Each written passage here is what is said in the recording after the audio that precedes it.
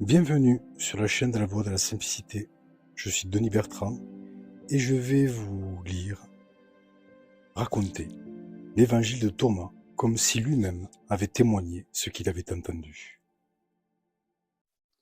Et si l'évangile de Thomas nous était conté par Thomas lui-même?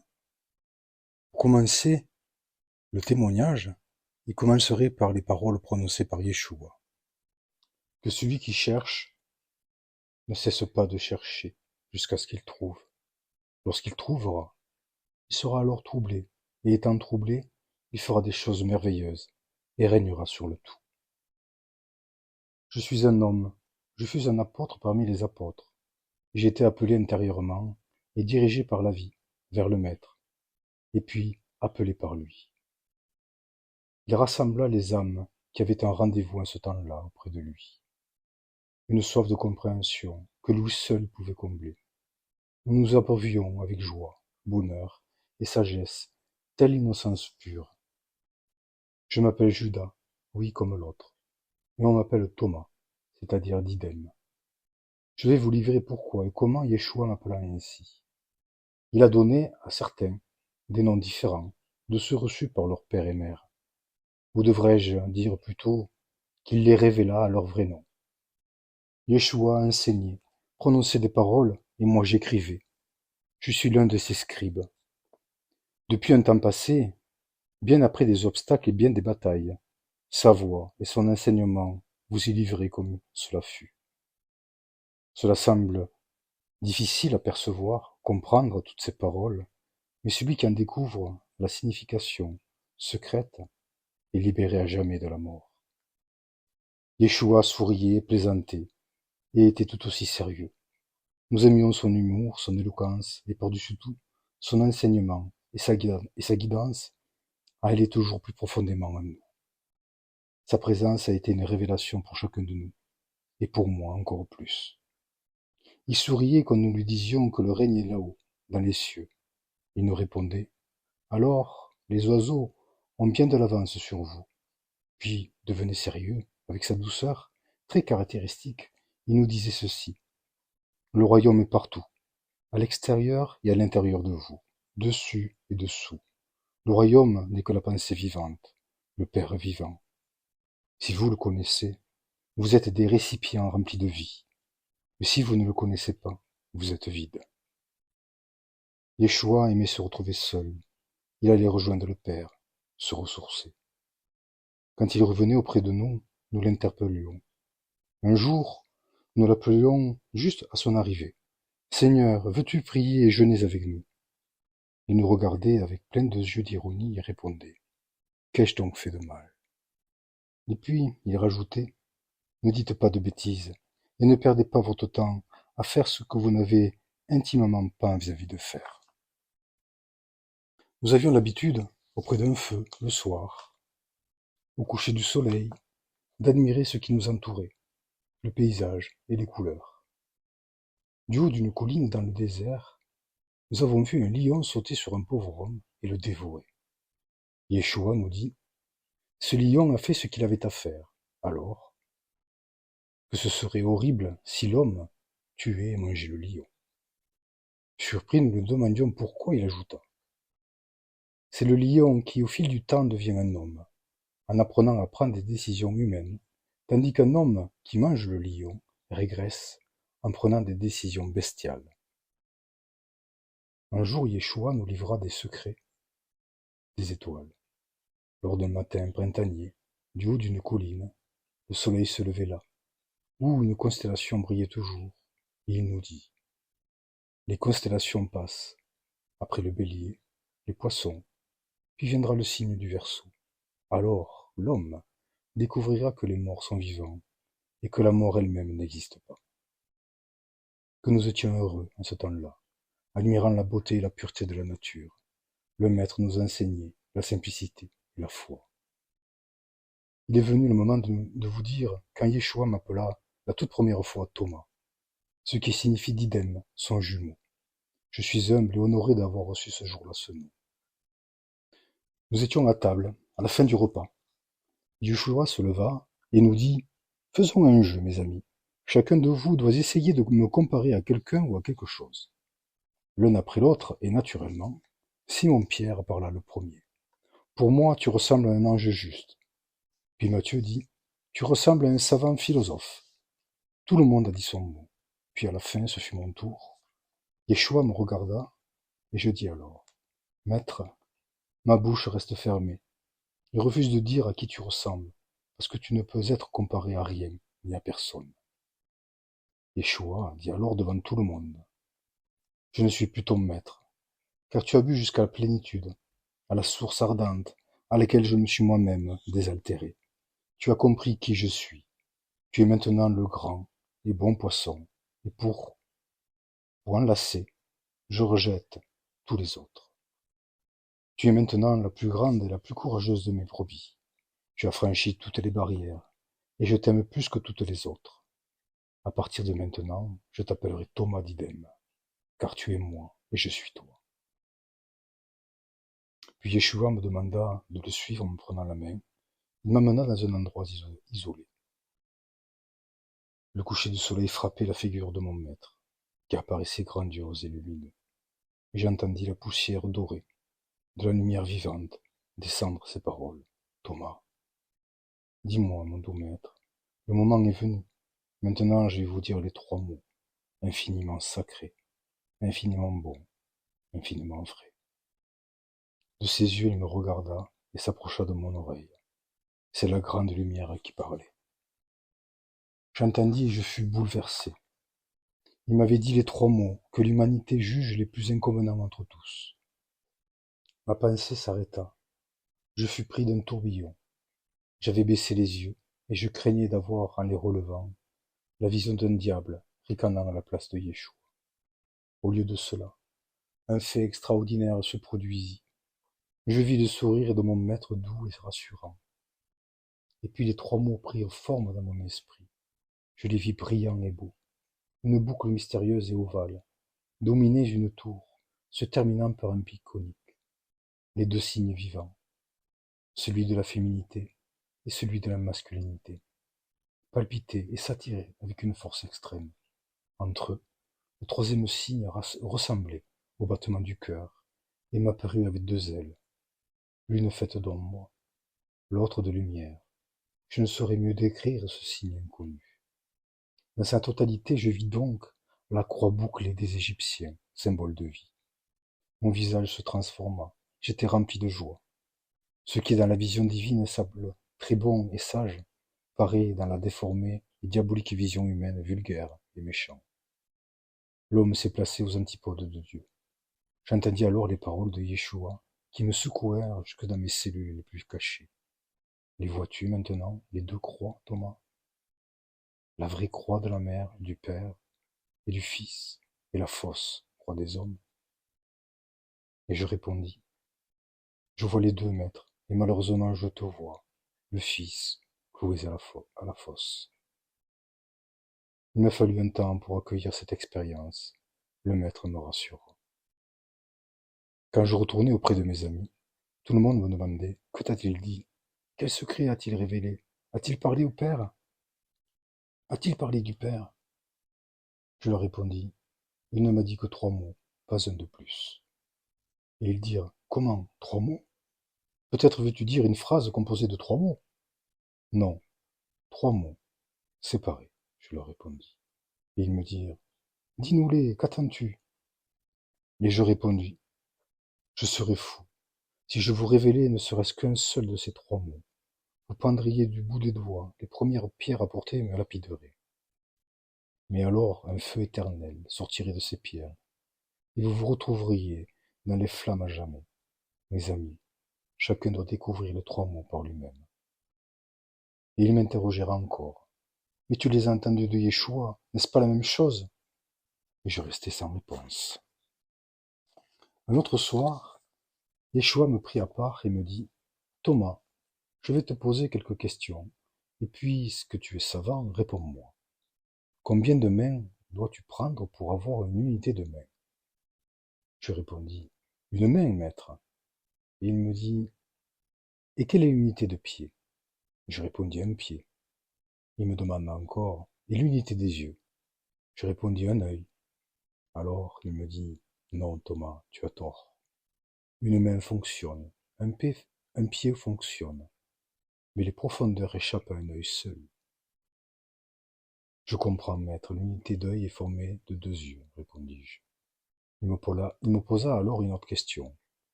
Et l'unité de l'humanité? J'étais sur le point de répondre un homme, mais en rougissant, je corrigeai ma pensée.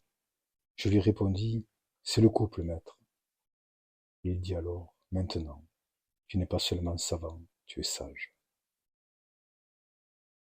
Un jour, Yeshua nous dit, ne perdez pas de temps à jeûner, car ce faisant, vous causerez votre ruine spirituelle. Ne perdez pas de temps à prier, car ce faisant, vous vous construisez un enfer. Retenez-vous de faire l'aumône, parce que vous feriez du tort à votre esprit. Beaucoup d'entre nous ne comprenaient pas.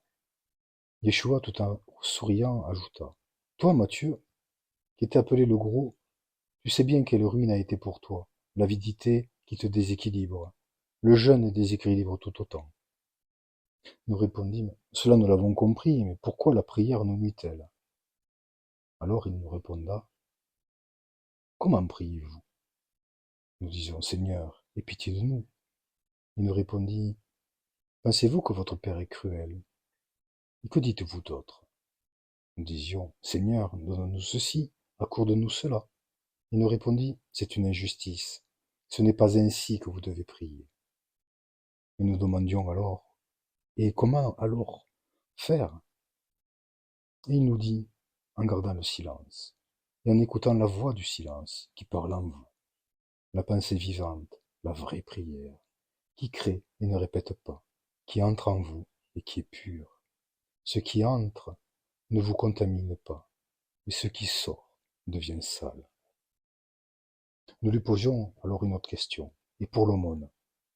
Il nous répondit, ce que vous donnez à vous-même, peut-on l'appeler aumône? Est-ce que vous appelez aumône n'est rien d'autre que le petit fardeau qu'une conscience endormie paye volontairement pour pouvoir continuer à dormir tranquillement? Après un petit silence, alors il ajoute, que celui qui a des oreilles pour entendre, entende. Beaucoup d'entre nous n'avaient pas compris. Yeshua, en souriant, dit, l'esprit est perfection. Pensez-vous qu'un monde dans lequel l'aumône est nécessaire est parfait? Nous répondions, non, c'est un monde injuste. Il dit alors, l'aumône stabilise cette situation d'injustice. Nous disions alors, que devrions-nous faire dans ce monde qui est malheureusement injuste, lorsqu'un pauvre affamé vient à nous? Alors il nous répondit, faites-lui ce que vous voudriez qu'il soit fait pour vous. Faites votre devoir et faites-le en silence. Nous avons alors rajouté, maintenant nous avons des oreilles pour entendre. Un jour nous demandions à Yeshua, quelle sera notre fin? Il nous répondit, si vous découvrez le début, vous n'aurez pas à vous soucier de la fin, car là où se trouve la fin, il y a le début. Et celui qui connaît le début connaît la fin et se débarrasse des morts. Il est ainsi des morts. Puis il ajouta, voulez-vous savoir comment un homme se débarrasse des morts? Je vous le dis tout de suite, en prenant conscience déjà d'avoir existé avant chaque naissance. Ces paroles sont le fondement même de ce que je vous dis. Ensuite, tout en restant les pieds sur cette planète, vous deviendriez maître des 5 merveilleux arbres du paradis, toujours florissants, été et hiver, et qui ne perdent jamais de feuilles. Quiconque connaît ces arbres se libère des morts. Nous lui demandions alors, et quels sont ces 5 arbres? Yeshua nous répondit en souriant, ce sont les 5 chemins infinis qui mènent à Dieu. Ils sont faits de vie, d'espace, de temps. On les parcourt dans les deux sens. Si vous marchez dessus, faites de nombreux pas dans une direction et autant dans l'autre. En bougeant, vous serez immobile comme le Père. Un jour, au sommet d'une montagne, Yeshua me prit par la main et nous nous sommes éloignés des autres. Il me dit, Thomas, tout ce que tu vois ici, tout ce que tu touches et entends est de la matière, c'est de la chair, c'est la grande mère. Et je lui dis alors, Maître, la chair est-elle donc aussi noble que l'esprit? Il me répondit, beaucoup plus, Thomas. Si l'esprit se transforme en chair, c'est une chose merveilleuse. Mais si la chair se transforme en esprit, c'est la merveille de toutes les merveilles. Il est extraordinaire de voir tant de richesses naissant de tant de prétendus pauvretés. Un jour, Yeshua nous dit, quand vous êtes assis à trois autour de la table, vous êtes trois et resterez trois. Mais si un couple s'assoit à une table et m'appelle, je viendrai entre cette femme et cet homme, et ils seront plus deux, mais un seul. Un jour, Yeshua me dit, Thomas, ne cache jamais la vérité. Ce qui t'entre par une oreille, fais-le sortir par ta bouche, en le criant fort à tout le monde. Ce sont les voleurs et les meurtriers qui ont inventé, parce que cela les arrangeait, l'usage voulant que dénoncer est un péché. Le jour viendra où plus rien ne pourra être tenu secret. L'homme n'aura plus de cachette, ni de masque, ni de bouclier, ni de feuilles de figuier. Même la pensée la plus cachée sera en pleine lumière. Toutes les lampes sortiront de leur cachette et brilleront sur les hauteurs. Certains disciples se lamentaient en disant, nombre de tes pensées nous semblent encore obscures. Tout ce que tu dis n'est pas plus clair. Quand pourrons-nous te voir sans aucun voile? Yeshua dit alors, ce ne sont pas mes voiles, mais les vôtres. Jetez vos bandeaux, oubliez votre pudeur, qui n'est que de la malice. Arrachez vos vêtements, jetez-les à terre, et piétinez-les comme font les enfants. Je n'ai pas de bandeau. Et quand vous aurez jeté vos vêtements, et que vous serez nus, alors vous verrez le Fils de la pensée vivante. Et dès lors, il n'y aura plus pour vous ni peur, ni mort. Yeshua nous mettait en garde. Soyez prudents. Bien des gens dans le monde vivent de l'ignorance des autres. Beaucoup ont le monopole des clés de la connaissance et les ont si bien cachées qu'eux-mêmes ne peuvent les utiliser. Cherchez ce qui est caché. Que cette recherche soit prudente et silencieuse. Pénétrez sans attirer l'attention dans les ruines des grands monuments qui cachent l'ancienne vérité révélée. Ainsi uniez-vous en eux silencieux et prudents comme des serpents, mais gardez toujours votre cœur pur comme celui d'une colombe. Un jour, Yeshua nous dit, la loi des vases communicants vaut dans le monde de la matière. Prenez des récipients plus ou moins remplis de liquide et mettez-les en communication les uns avec les autres. Vous verrez alors les vases les plus pleins se vider de liquide aux vases les plus vides. Tout le liquide des vases les plus vides sera aspiré et remplira ceux qui sont déjà sur le point de déborder. Ainsi, à celui qui a, il sera donné, et à celui qui n'a pas, il sera enlevé jusqu'au peu qu'il a. L'un d'entre nous dit, Maître, tout cela est injuste. Il répondit, divisez le pain en morceaux et divisez ces derniers en miettes. Si vous pouviez réunir les parties divisées et reformer le pain, les miettes disparaîtraient les premières, absorbées par les gros morceaux. Cette façon de réunir est la voie de l'esprit. Un jour, Yeshua me dit, en souriant, Thomas, tu te promènes à présent avec moi en haut de cette colline. Quand tu es de l'autre côté, si tu le souhaites, tu pourras d'un seul bond revenir ici pour reprendre ta promenade dans le monde. Je lui répondis, je le ferai, mon maître. J'aime cette planète. Quand je serai mort, en 2 bonds, et avec ton aide, je redescendrai. Un jour, des hommes qui l'avaient entendu parler lui demandèrent, tu dois te sentir très important pour affirmer ainsi certaines choses. Il répondit: D'après ce que j'ai dit, ne comprenez-vous pas qui je suis? Je suis ce que je dis, mais apparemment, vous êtes comme ceux qui séparent l'arbre du fruit. S'ils aiment l'arbre, ils détestent le fruit. S'ils aiment le fruit, ils détestent l'arbre. L'un d'eux dit: Comment de telles personnes peuvent-elles exister? Yeshua lui dit: Combien de personnes détestent les blessures, mais aiment les armes, les font briller, les accrochent au mur et les montrent aux invités? Yeshua aimait beaucoup répondre par des questions. Un jour au crépuscule, nous étions tous deux en haut d'une montagne. Il devient triste et me confia d'une voix mélancolique: Ma grande-mère souffre depuis trop longtemps à cause de la stupidité des hommes. Quand ils cloueront mes membres au bois, leur véritable crucifié sera elle. Écoute et rappelle-toi, Thomas. À celui qui blasphème contre le Fils, il sera pardonné. Mais celui qui torture la mère ne trouvera pas le pardon, ni sur terre, ni au ciel. Et sais-tu pourquoi? Parce qu'elle ne défend pas, et que tout elle reçoit. Je répondis: Maître, le Fils c'est toi. Mais qui est la mère? Qui est le Père? Il répondit alors: Thomas, l'univers est né de l'amour du Père et de la Mère. La pensée vivante imprègne tout le cosmos. Nous venons de la lumière, de cette pensée qui vit pour toujours et qui est au Père et Mère. Nous venons de là où la lumière elle-même se crée. Toi aussi, Thomas, tu devras montrer à tous la réalité de cette lumière de vie, ainsi qu'on te le demande, que nul ne veuille le savoir.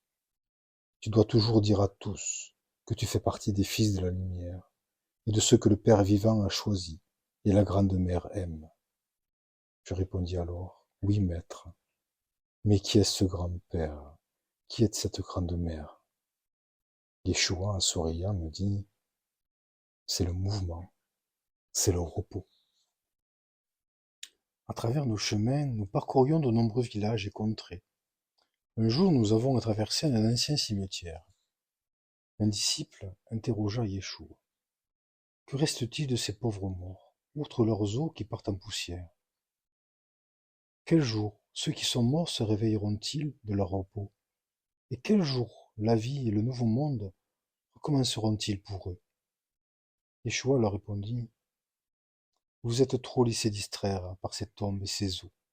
Ce que vous entendez est déjà arrivé. Mais vous ne réalisez pas, en continuant à dire que les morts reposent en paix. Un jour, quelques disciples demandèrent à Yeshua: Est-il juste que nous, les Juifs, attachions de l'importance à la circoncision? Yeshua leur répondit: Si la circoncision était vraiment si importante et si utile pour les hommes, le grand Père les ferait naître avec leur mère déjà circoncis. La vraie circoncision n'est pas celle réalisée par le prêtre à son petit couteau de pierre, mais elle est accomplie par l'esprit de la grande mère. Si vous laissez l'esprit donner cette empreinte de la chair, vous n'aurez plus besoin de ce petit couteau. La circoncision trouve son fondement dans l'esprit libérateur, qui enlève la muselière et les prépuces. Un jour, un groupe de disciples vint à la rencontre de Yeshua, se prosterna et lui dirent: Seigneur, nous croyons en toi, car dans les Saintes Écritures, 24 prophètes ont parlé de toi et ont clairement annoncé ta venue. Tout en souriant, Yeshua leur dit: Levez-vous et venez me toucher. Comme vous le voyez, je suis vivant et je suis parmi vous. Donc, le rejetteriez-vous si ces 24 morts n'avaient pas parlé de moi, mais de leurs affaires? Du haut d'une montagne, durant le coucher du soleil, Yeshua regardait l'horizon et me dit: Thomas, ne te plains pas si tout va de travers. Après tout, ces épreuves que tu devais surmonter, c'est toi-même qui les as inventées. Combien sont-ils au ciel à te regarder si tu tombes dans les pièges que tu t'es toi-même tissés? Heureux l'homme qui surmonte ces épreuves, car au-delà, il trouve la vie. Un soir, un Samaritain faisait un long voyage. Il portait avec lui un agneau. Nous étions aux frontières de la Judée, au niveau du passage de douane. Yeshua nous interpella. Savez-vous pourquoi ce voyageur porte un agneau avec lui? L'un d'entre nous répondit, d'ailleurs, il ne peut pas voyager sur son dos, et à chaque douane il doit s'acquitter du tribut. Il l'emmène, car lorsqu'il aura faim, il le tuera et le mangera. Tout en souriant, Yeshua dit, bien sûr, il ne pourra pas le manger s'il est en vie. Il va d'abord le tuer et ensuite le manger. Vous aussi, vous pouvez être comme cet agneau, qui ne peut être mangé que s'il est cadavre. Vous devrez vaincre la peur pour ne pas devenir cadavre. Tant que vous êtes en vie, la mort ne peut pas vous toucher. Personne ne pourra vous manger. Si la mort vous trouve en vie, elle ne vous touchera pas. Durant une soirée, Yeshua nous dit, vous possédez une faculté importante, mais vous ne la connaissez pas. L'un de nous dit, et quelle est cette faculté, maître? Il répondit alors, elle est comme la queue du lézard. Vous pouvez toujours vous régénérer. Et la même personne lui demanda, et avec quel matériau pouvons-nous nous régénérer quand arrivera la fin? Il répondit alors, avec ce qui est déjà en vous. En fait, ce qui est en vous vous sauvera, mais ce qui n'est pas en vous vous fera périr. Au bord de la mer, sur la côte de Tyr, un matin nous vîmes des hommes avec des bêches, des pelles et des pioches. Ils se dépêchaient d'extraire des trésors d'une vieille tombe phénicienne. Lorsque la grosse pierre fut enlevée, des objets précieux sont apparus, de l'or, des gemmes précieuses, des vases magnifiques et des récipients qui devaient contenir de la nourriture. Yeshua nous dit alors, vous voyez ce riche Phénicien? Il voulait emporter avec lui, après sa mort, ce qui le rendait riche de son vivant. Vous semble-t-il donc que le royaume du Père sur cette terre puisse être constitué de tels hommes? Le royaume du Père est semblable, en revanche, à un très riche marchand qui possédait toutes sortes de trésors. Ami qui était sage. Quand vint l'heure de quitter la terre, il renonça à tous ses biens, l'or, les jarres, les gemmes précieuses. Il prit à la place un petit grain mystérieux, qui ne pouvait même pas être comparé à un grain de moutarde. Mais ce grain présentait un grand avantage. Jamais il n'aurait pu devenir plus petit qu'il n'était déjà. Il ne pouvait s'altérer. Il ne pouvait pas être attaqué par les vers à bois ou mangé par d'autres vers. Il ne pouvait être fondu, émietté ou brisé. J'ajoutai alors, mais mon maître, est-il comme le fruit de ces 5 arbres qui fleurissent au paradis? Il me répondit, oui, Thomas, c'est le fruit de l'éternité. Il ne peut se transformer car il est sans forme. Il ne peut se consumer car il est sans substance. Au sommet d'une montagne, après le coucher du soleil, Yeshua s'approcha de moi et me dit, sens-tu, Thomas, la lumière qui se répand partout et les douces ténèbres qui l'accueillent? Et je lui répondis, je la sens, mon maître. Le soleil s'est couché, mais la lumière qui sort de toi ne se couche pas. Yeshua répondit après un long silence. Oui, d'idem, c'est la lumière de la pensée vivante, la lumière qui parle, écoute ce qu'elle dit. Puis comme dans un souffle, il ajouta, je suis le tout, et tout sort de moi, et retourne à moi éternellement. En chemin pour Jérusalem, nous nous sommes assis près d'une piscine, les pieds dans l'eau, c'était midi. Et Yeshua me dit, combien de choses se manifestent à vos yeux, sous cette lumière forte et nette, des arbres, des objets, des êtres vivants, des milliers d'images, des myriades de formes, toutes différentes les unes des autres. Elles brillent un instant, bougent, changent, disparaissent, se transforment. Qu'y a-t-il derrière ces formes? Cachée en elles, la pensée vivante se révélera, un jour, entièrement à l'homme. Alors, au-delà des apparences, l'homme saura voir la véritable fonction des choses. Oui, Didyme, le jour viendra où vous pourrez voir à qui vous ressemblez. Alors vous vous réjouirez. Mais cela n'est rien. quand vous saurez découvrir vos archétypes, les 22 signes vivants qui ne meurent ni ne naissent, ne se détériorent ni ne disparaissent, mais sont simplement, éternellement les signes qu'un jour ils étaient en vous, et qu'en vous ils redeviendront. Alors, vous serez ébloui, émerveillé. Et je lui demandais, mon maître, quelles sont ces fonctions? Et il me répondait, je vais vous dire ce qu'elles ne sont pas. Elles ne sont pas forme ni matière. Et à nouveau je demandais, mais comment peuvent-ils fonctionner? Et il me dit, simplement parce que la pensée fonctionne. Je rajoutais, ainsi une épine qui n'a ni forme ni matière peut-elle piquer? Il me répondit, je dirais que oui, mon cher Thomas. Et il se mit à rire, en me disant ces simples mots, puis rajouta, l'épine de la rose n'est-elle pas une pensée qui a pris forme en toute substance?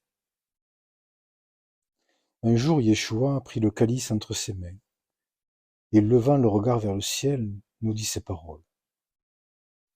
Regardez bien cet objet, et dites-moi, vous semble-t-il concave ou convexe?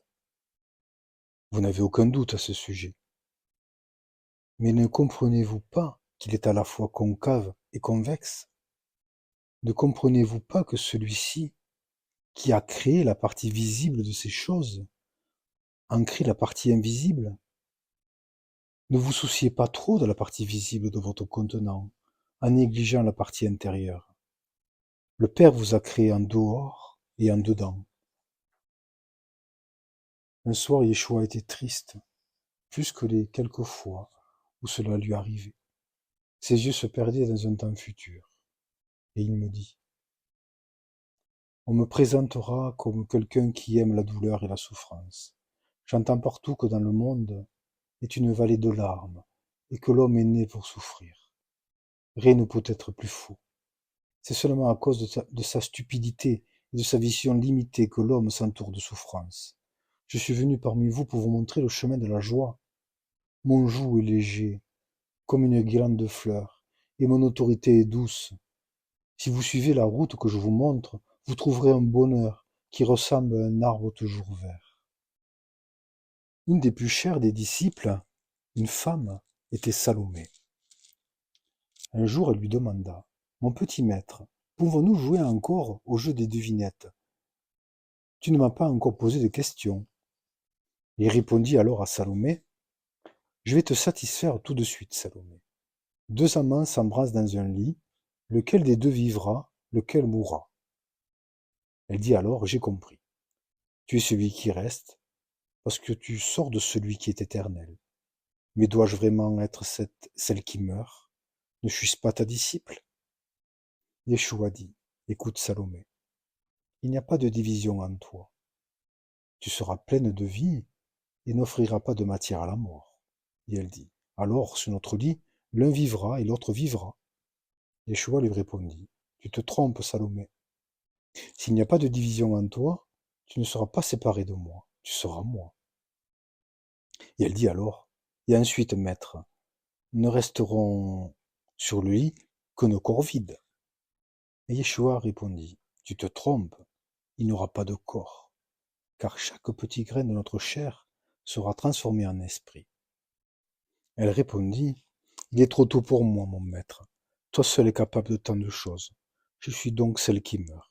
Mais je te rejoindrai, mon petit maître, et je serai uni à toi, et nous reviendrons nous enlacer tous deux.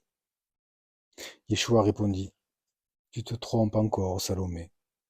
Tu devrais dire nous, un. Salomé sourit, et caressant les cheveux de Yeshua, le faisant sourire lui aussi, elle lui répondit, oui, Salomé. Un jour je demandai, mon maître, comment se fait-il que des richesses du royaume aient été perdues sans que l'humanité s'en aperçoive? Quelle est la véritable cause d'une grande perte? Yeshua me répondit. Vint un homme au regard irrité. Il poursuivait son petit enfant, qui peut-être avait fait une bêtise. L'homme cria, bâtard, fils de chien, je te prends, je t'écrase, et je te jette au loup. Ses yeux brillaient, tant il était satisfait d'avoir eu le courage de dire toutes ces choses. sans que sa voix tremble au moins du monde. Il ignorait ce père que cette phrase, qu'il considérait comme une plaisanterie, lui serait fatale. Et il ajouta après un silence. Vois-tu, Didyme, comment le royaume a été perdu? Par des blagues, des phrases inutiles, des pensées stupides, qui semblaient n'être qu'innocentes, un passe-temps. J'ai compris et j'ajoutai. Je n'ai jamais pensé qu'il était si dangereux de plaisanter. Seuls sa mère et ses frères se tenaient toujours à l'écart lors de rassemblements de la foule autour de Yeshua. Pourquoi laisses-tu ainsi à l'écart ta mère et tes frères? Ne les aimes-tu pas? Yeshua répondit. J'aime tous ceux qui, calmes et distants, et sans trop de paroles, accomplissent la volonté de mon Père. Eux aussi sont des frères et ma mère. Eux aussi entreront dans le royaume. Yeshua enseignait à chaque instant, chaque parole était riche. Un jour il laissa échapper une de ses plus hautes vérités. Nous fûmes peu à la saisir. Seuls sont ceux qui ont des oreilles pour entendre. En ce temps, les percepteurs de l'empereur romain étaient arrivés et ordonnaient à chaque disciple de payer le tribut en pièces de monnaie. Certains n'avaient pas d'argent. Nous demandâmes à Yeshua, que devons-nous faire? Il nous répondit, donnez à César ce qui est à César, mais donnez à Dieu ce qui est à Dieu. Puis il rajouta, ce qui est à moi, donnez-le-moi. Il me le regarda et saisit dans mes yeux que j'avais compris qu'il l'était vraiment, Yeshua, depuis longtemps. Un jour, le maître clarifia sa véritable essence. Il me dit, je sais, mon doux Didyme, que tu es prêt à abandonner ton père et ta mère pour moi. Tu as compris qu'il est juste d'aimer son père et sa mère, et que cet amour vient après l'amour de Dieu.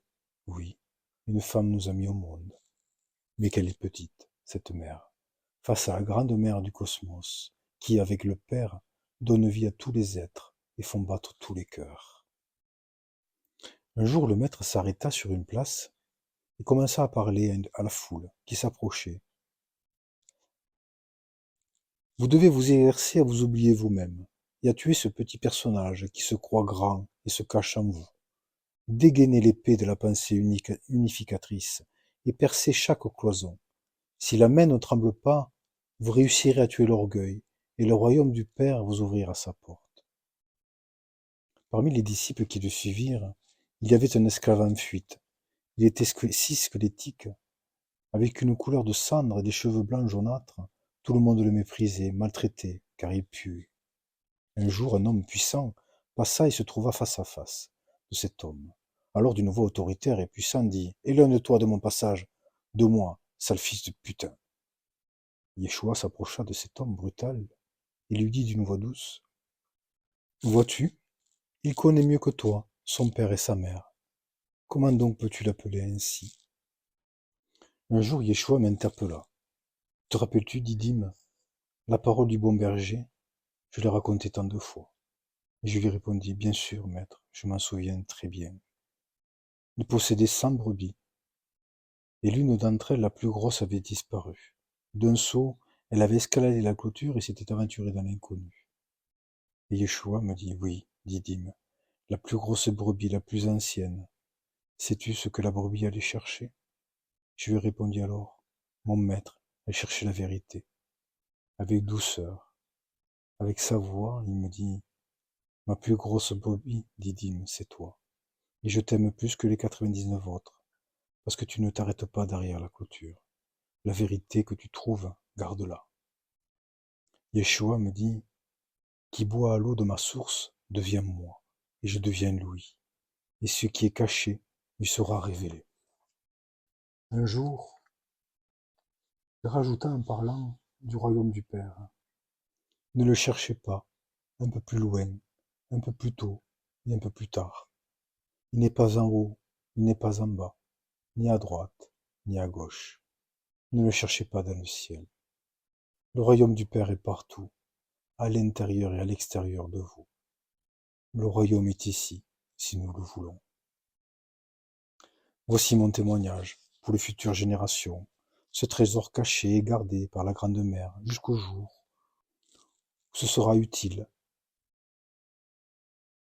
de revenir à la surface des hommes. Ainsi est venu à nous Yeshua, la présence vivante de Dieu, un homme à la pensée parfaite. Il est la chair qui devient esprit, révélant le message de Dieu à la perfection. Il est Dieu lui-même. Il est l'exemple. Alors nous deviendrions si transparents que par nous, il serait visible. Je terminerai sur un fait précis concernant Mariam. Elle avait sa place auprès du Maître. Tout comme nous tous, les hommes, nombreuses femmes étaient présentes. Un jour, Simon-Pierre dit aux disciples à voix haute, pour que le Maître entende. Ne serait-il pas temps que cette Mariam s'éloigne de notre groupe? Que fait-elle parmi nous? Elle est inutile pour elle d'écouter les paroles du Maître, car elle est femme, et les femmes ne méritent pas la vie éternelle. Alors Yeshua intervient et dit, Mariam, rapproche-toi, et reste ici, douce créature, près de moi. Ne fais pas attention aux mots de cet homme. Toi aussi tu rentreras dans l'éternité, quand tu sauras te compléter, en s'enrichissant de cette partie masculine qui te manque. Alors tu deviendras esprit éternellement vivant. Et vous, disciples, écoutez-moi, toi aussi, Pierre. La même chose vous arrivera à vous, les hommes. Chacun d'entre vous est un être coupé en deux.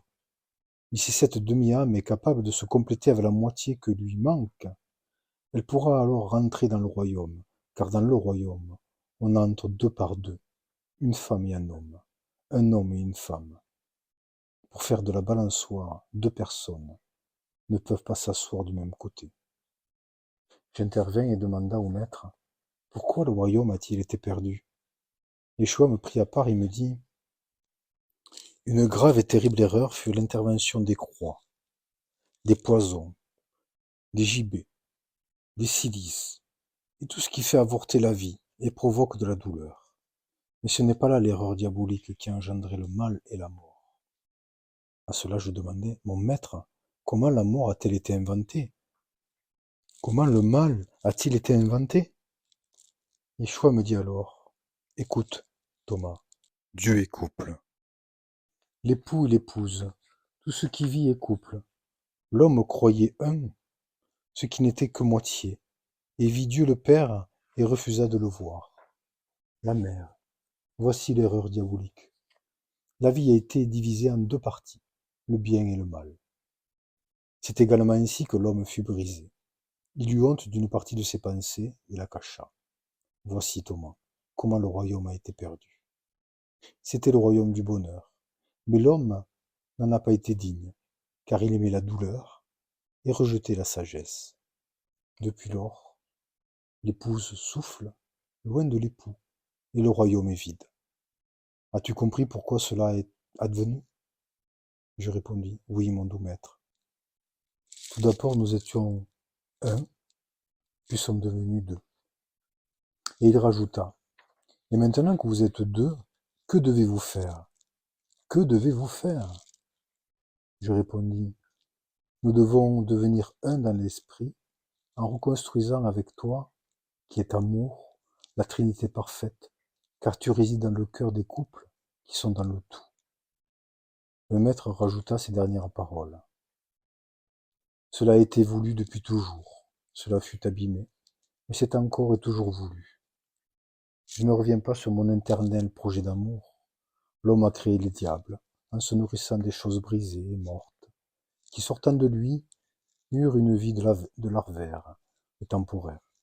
Ils doivent rentrer dans la non-existence. Mon magnifique tapis vivant est déjà prêt, unique et entier, et la mer du cosmos en soude les nœuds de revers. Les constellations tournent lentement, Thomas. Le ciel passera. Le ciel qui viendra ensuite passera lui aussi. Mais les morts resteront morts, et les vivants ne mourront jamais. Telles furent les paroles d'un maître de sagesse, d'amour, la présence du vivant. Tel il a dit une vérité, je suis le chemin, je suis la vérité, et je suis la vie. Et par ces belles paroles, je vous remercie d'avoir écouté ce récit raconté par Thomas, ces échanges, ces partages, cette proximité avec Yeshua, ces expériences qu'il a pu vivre aussi, ce qu'il a pu vraiment réaliser en conscience, prendre la mesure de cet intérieur qui est autant à l'extérieur, cette harmonie, cet équilibre. Et je dirais que c'est une autre façon d'écouter les paroles de Yeshua, les paroles du Christ. Je vous invite, si la résonance est en votre cœur, sur ma chaîne, je vous ai mis les 114 paroles, 114 logions, pour pouvoir écouter aussi, parole par parole, et voir votre résonance. Les paroles retranscrites, exactement, donc c'est une autre façon de pouvoir écouter les paroles et s'en imprégner et en prendre la compréhension selon notre résonance. Ce qui est intéressant aussi, c'est que, bien sûr, on pourrait mettre en doute la traduction de ce qui a été mis dans ces textes, puisque ces textes sont en grec, à la base, traduits en français, qui à l'origine a été parlé par une langue araméenne. Donc on peut dire qu'il pourrait y avoir peut-être une disparité entre ce qui a été dit à l'origine et ce qui est retranscrit aujourd'hui.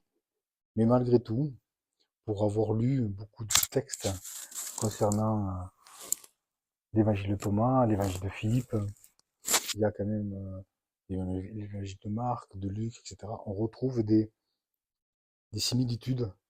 Et donc il y a tout un message quand même qui a été quand même fidèle.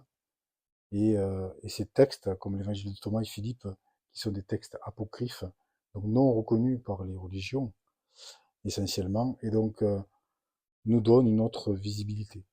Voilà. Et prochainement, je vous mettrai en ligne l'évangile de Marie-Madeleine.